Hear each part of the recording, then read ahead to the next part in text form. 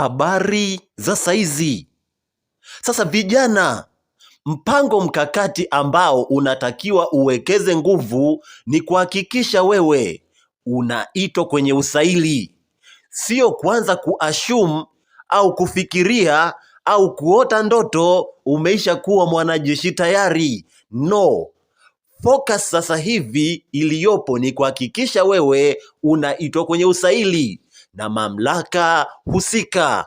Hiyo ndiyo goal ya kwanza. Sasa kuna njia hapa nimekuwekea ambazo zinaweza kukusaidia kijana wewe ikaongeza uwezekano wako uitwe kwenye usaili. Namba 1 ni kuhakikisha njia sahihi ya kutuma maombi hayo.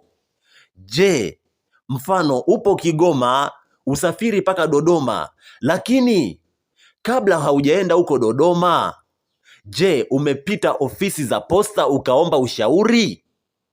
Lakini namba 2, hakikisha barua yako inaandikwa vizuri. Tumia mwandiko mzuri unaosomeka vizuri. Namba 3 ni utaratibu wa mpangilio wa nyaraka. Pangilia nyaraka zako vizuri. Ikibidi, kaombe utaratibu au ushauri kwa watu ambao wana uzoefu tayari.